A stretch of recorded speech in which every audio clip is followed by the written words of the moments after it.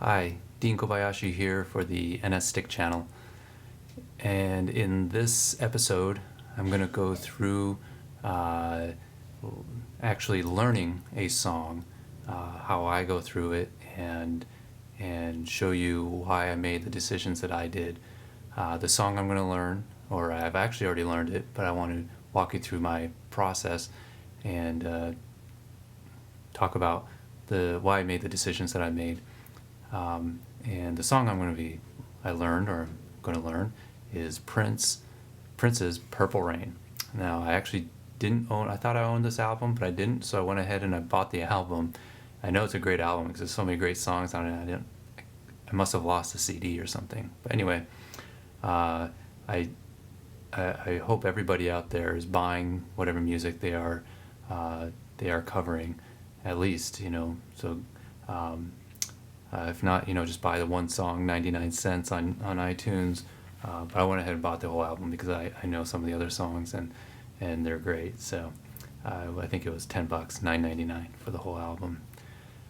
Anyway, um, so I was on Facebook yesterday, and somebody had posted a video on the original concert that um, that he played and plays a song, and then they actually used the recording from the concert, and it's used in the main album.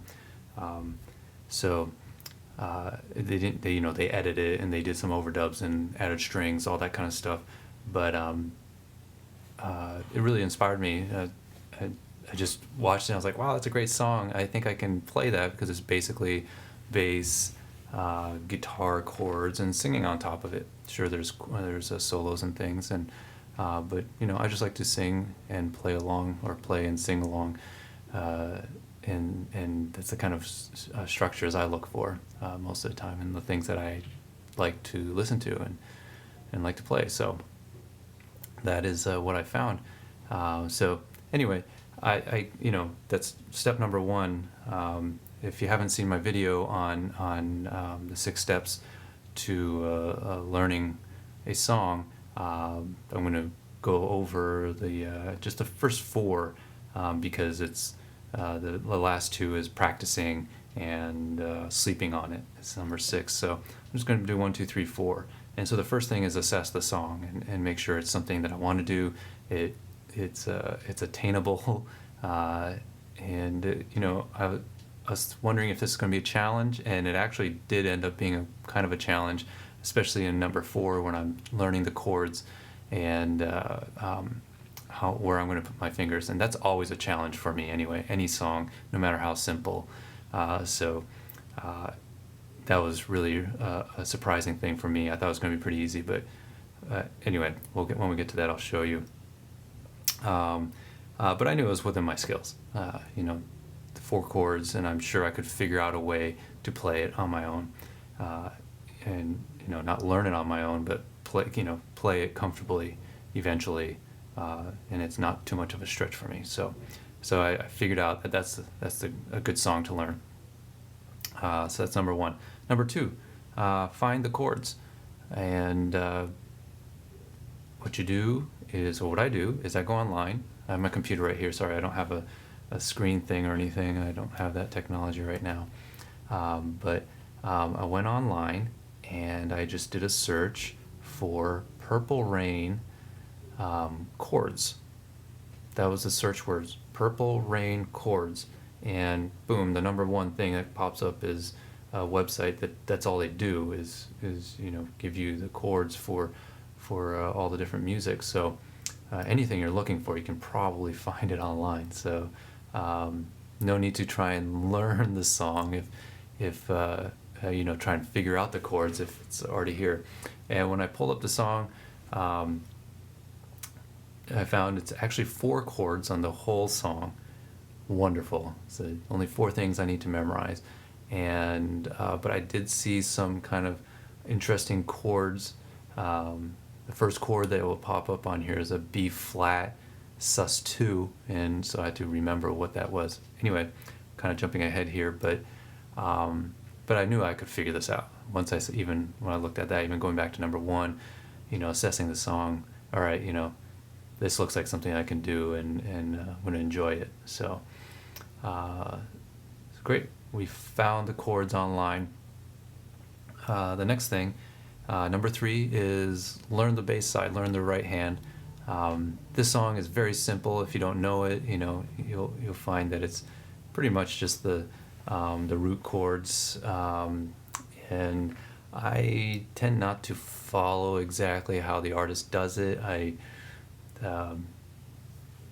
I'll stick to the root chord in very simple lines, root note with the fifth and the octave most of the time, honestly, and then also finding a running line maybe between the chords, walking it, or putting in that extra note in between. Very simple stuff, but I really enjoy that, and that's kind of what I like. So in the sound. But that's another conversation to have, and it can be a whole other discussion. So let's stick to learning the song. So in this song, it's 4 chords: B flat, sus2, G minor 7, F, and E flat. That's it. I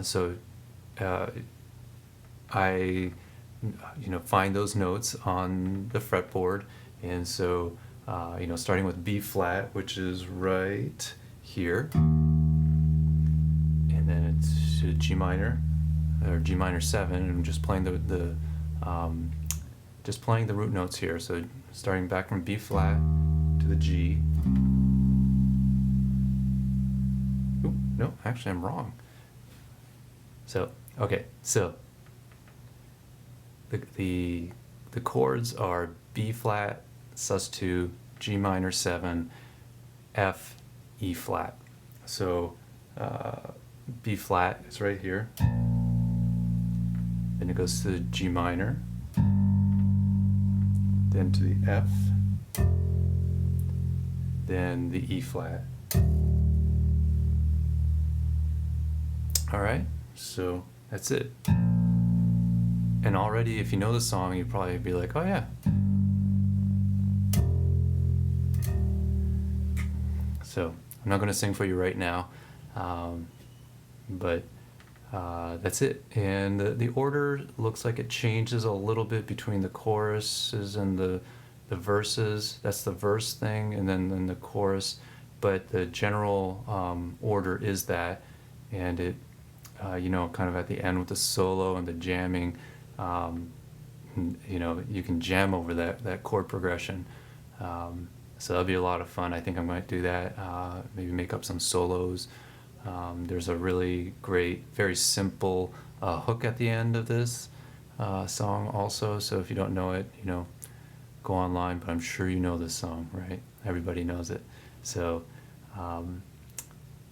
so that was easy, right? That's and already I'm pretty happy. I'm like, wow, it's the bass line. And so I'm pretty happy there that I can start to hear the song, and I'm getting really excited about it. All right, so that was easy. The next step number 4, is learn the chords. So this is the right hand thing, and this took some time, even though it was just 4 chords. I'll walk you through what my thinking was, and how I kind of start and where I end up, that kind of thing. So the first chord was the B flat sus2, and I had to kind of remember what that meant. It's important that I know what a major chord is, what a minor chord is. What does it mean when there's a 7th, and when it says like add 2 or add 9, these types of things. So make sure you understand these things. I had to kind of remember what sus2 is, and I think sus2 means instead of a minor, having the third or a minor third, the third, there's a second on it. So what I did was I first found where B flat is, which is right here. Is that right? Yep. So I started with B flat, and I was like, okay, well the 5th is underneath it, so I'll do this inversion. This is the major chord, this is the minor chord, so here's the sus2. So that together with the bass note. And at first I was like, well, do I need to play that second in there? And when you listen to the song, that's actually kind of an important note to that chord when you listen to it, you know, and it's a note that pops into there. So I was like, okay. Sometimes I'll see that in a chord and I'll be like, well, I'll just play the power chord. And you can get away with it. But in this case, when you listen to the song, it, you know, really kind of pops, and that one note, you know, it's part of the singing. It's also in the chord. So I was like, okay, I want to play that note. So here we are again.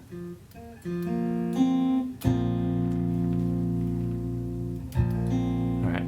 So the next chord is the G minor 7. So a G on the left hand. And then, so G is here. That's actually a major. So G minor, I'm playing the, you know, just the regular, if you're on a keyboard, starting with G with your thumb and the, you know, the next two notes, that's how it would sound. So I, you know, I kind of start there. Usually have kind of a comfort zone here where I kind of know where the notes are. I can figure it out. I know the inversions, the you know, this would be the, and then if I go beyond that, you can actually play 4 notes, by the way. You can bar that top one if you want to. But I was like, you know, playing it this way, you can use your pinky if you want, is all right too. But coming in from that, was it B flat sus2 to the G minor, the 7, if I want to do the 7 or something, I was like, wow, that's starting to, it's kind of a stretch. Not only do I play down to here, you can do it, but for me that's kind of a jump, especially if I want to be singing at the same time and might not be able to see the fretboard while I'm singing, then that could be a pretty tricky jump. So, you know, I'm kind of going back and forth a little bit here, but so I said, you know, just keep moving forward, learn the chords. So G minor 7, and this is going to be pretty interesting because, so I started exploring. I'm like, okay, this is a G. The 7 is, you know, you just go 2 strings down. That's sometimes it's that one, sometimes that one. But I listened to it, and so here's the G. Here's the 7th of it. And so if I play a G minor 7, you can do kind of this type of thing. And I was like, again, that's kind of a funky way for the fingers to go. You could do it, but, and you know, doing that, I also figured out the 7th is an important note of the of it. It's just when you listen to the song again, it really makes it unique. It pops out. Sometimes when I look at these chords and I see the 7th, I sometimes don't even put it in because it's maybe actually just being sung, part of the melody line, but not actually in the chord, or you don't even really hear it in the chord. So when you put it all together, it doesn't make, you know, it might just make things more difficult to try and put it in. So kind of a lazy man's thing, but at the same time a logistics and playability thing. So, you know, I don't have to play it, but when you listen to the song and like the intro and you hear the chord progression, that's a note that I want to make sure that's in there. So okay, so that's the 7. So what if? So I got thinking. I was like, okay, well, 7's here, the root's here. Here's the minor 3rd. If I just go up the same string here, and then here's the 5th. And then I realized if you look at if you play the 3rd, 5th, and the 7, that is actually, you know, without the root note, that actually ends up playing, what's that,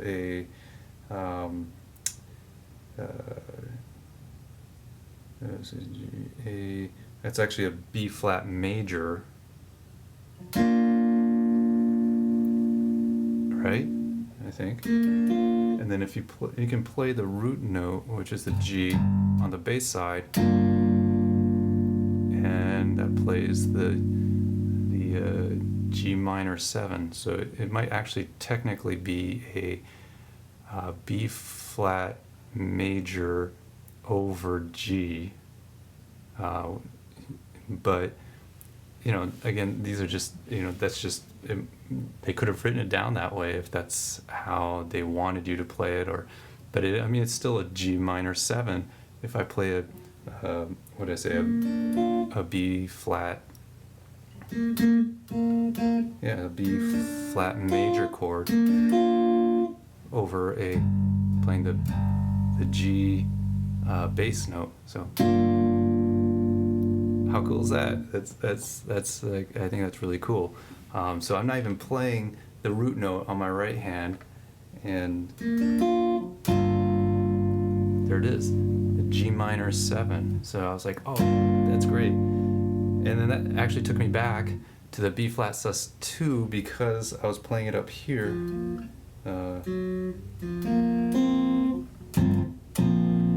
And then for me to jump from here to here would be pretty hard. So I started exploring again that the B flat sus2, and I was like, well, wait a second, that's already a B flat major chord, and instead of that I want to play the second, so that's this note,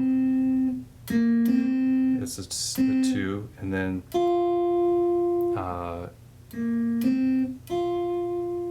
and that's the 5th, right? So instead of the major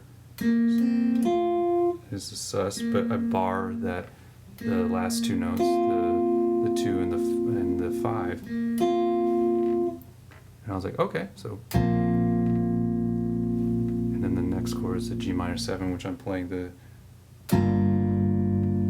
and it's so easy because now I'm barring that one, but on the first B flat sus2, the G minor 7, and I'm only adding one finger here, really. Oops, sorry. And I'm not moving my hand anywhere. And if I'm ever singing, I'm sure I can easily do that. So, never meant to cause you any sorrow. Right? Alright, so I was like, alright, I got 2 chords down. Next one's the F, which is here. And then on my other hand, let's see here, so F would be, I know there's an F here, right? It's just one of the notes that I know in my head. It's here's C, in relation to C. The F is, one string over here, one string up. And I just know the inversions, so the 5th and the 3rd right there. So this is technically the first inversion of the F chord, and it's right there. It's like, oh, geez. So I was going from. So it's really easy, right? So just kind of starting from the beginning. So B flat sus2, the G minor 7, and then when I'm going to the F, I'm just moving my ring finger here to here, and then I'm going to bar those 2 again. And then the last chord is an E flat, which, let's see here, I know there, right? So E is right there or right here, and I know this inversion also is, again, it's the first inversion, and it turns out it's just it's the same it's just 2 frets down from the F to the E flat, and I can do that. That's I can do that without looking very easily, so I'm comfortable with that. And then we're back to the beginning of the song.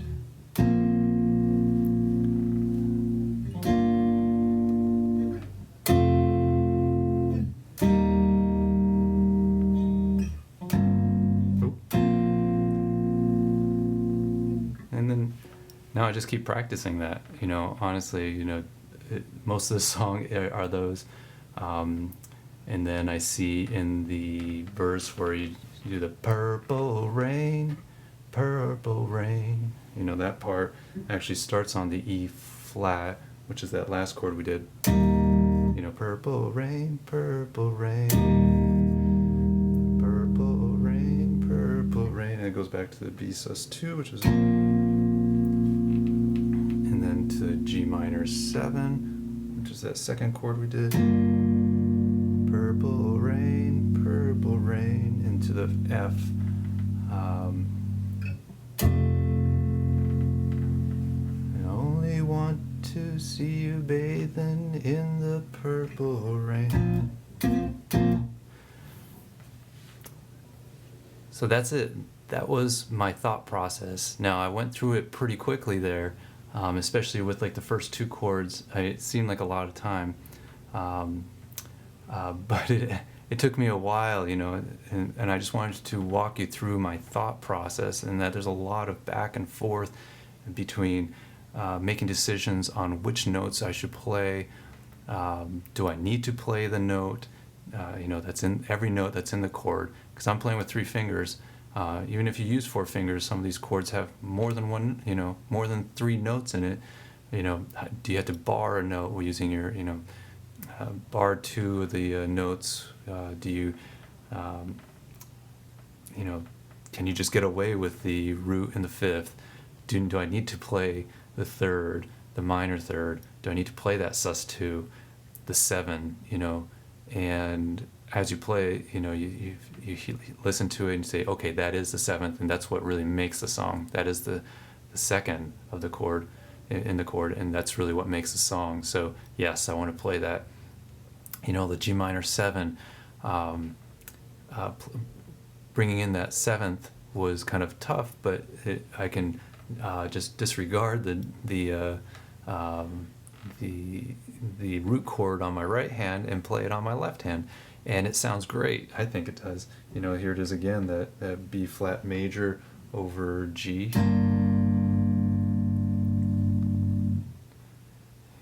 It works. It's great. And these are just some of the decisions that you make in your mind. And can I get to the next song? When I'm singing, can I get to that? And will I be comfortable with it? Is it going to be a big jump? It's a lot of finger changing on strings and things.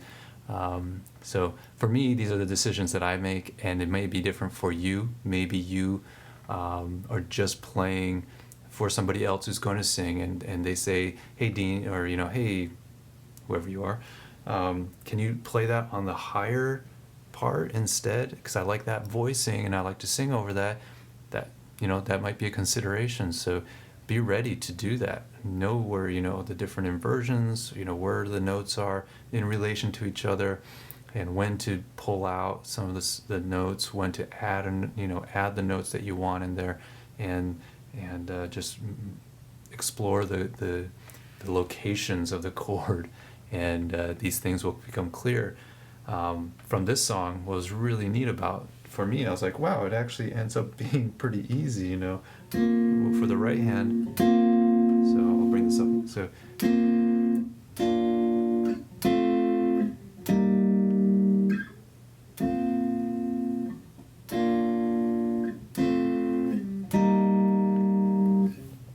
and that's it,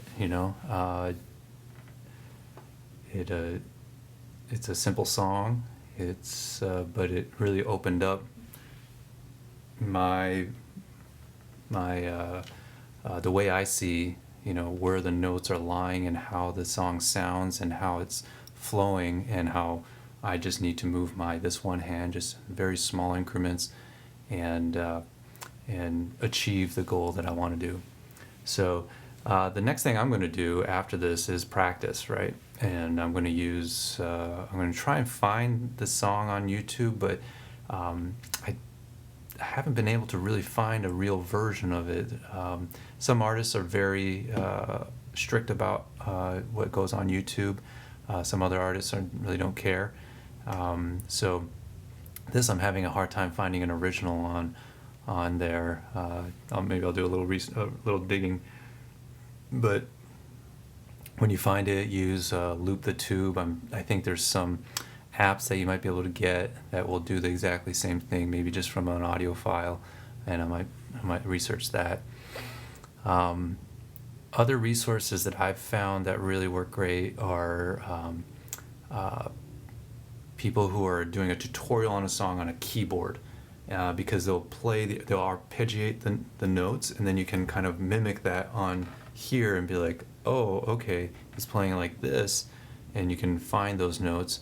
And a lot of times I've found those chords correspond very closely to how you want to place your fingers on here too. Not the physical, obviously, but when they lay their notes on the keyboard, they want to go for minimum distance to move sometimes too, just like us if they're playing. So they'll play it like this, and they'll just move that one finger over to achieve the other chord.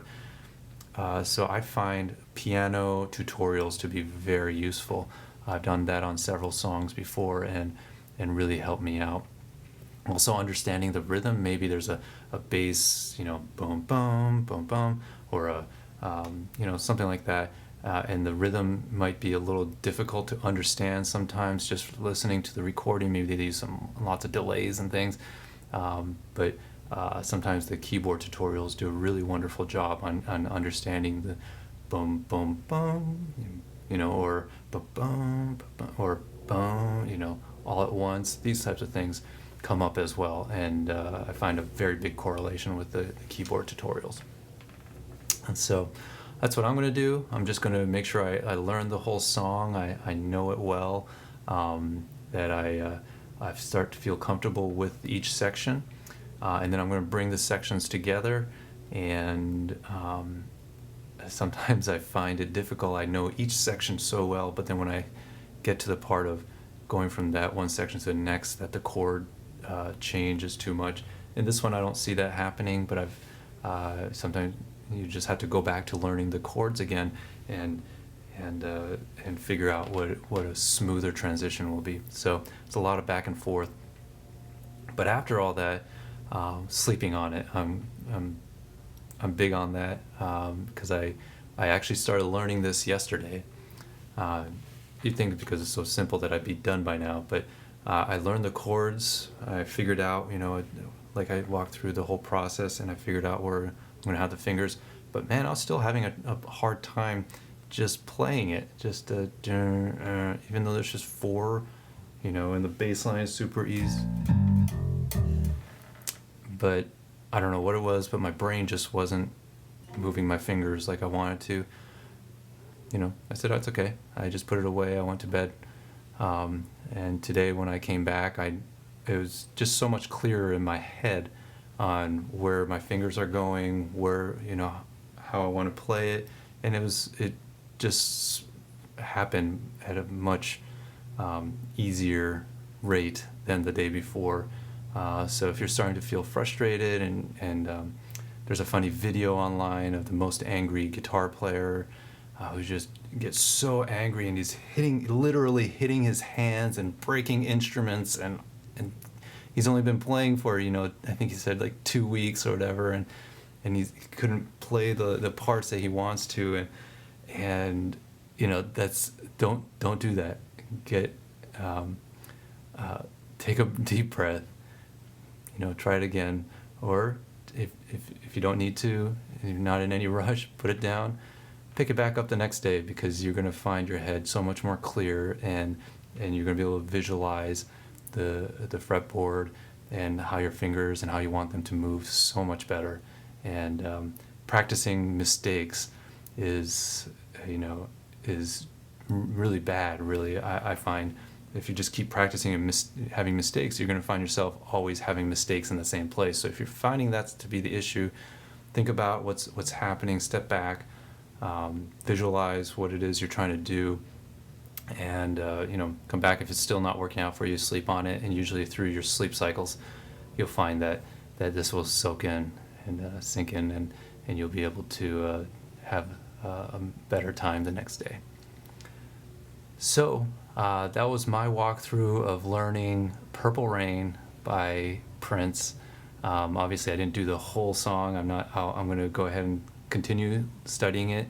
I'll come back and I'm going to learn the lyrics. I don't think I'm going to be able to sing it all, like Prince. I don't have the same voice. I don't have, so I'm going to have to do something to make it my own.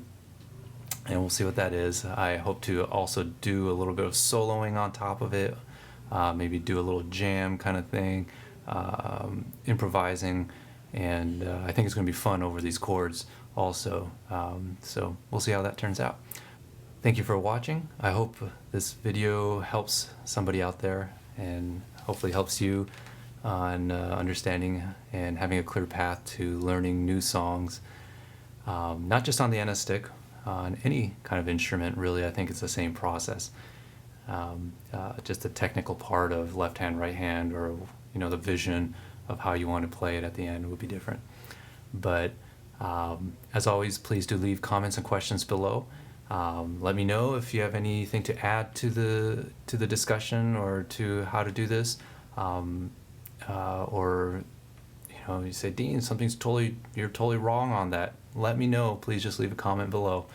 Also, please do subscribe. We've got more videos coming, so I look forward to hearing from you, and thanks for watching. Have a great day.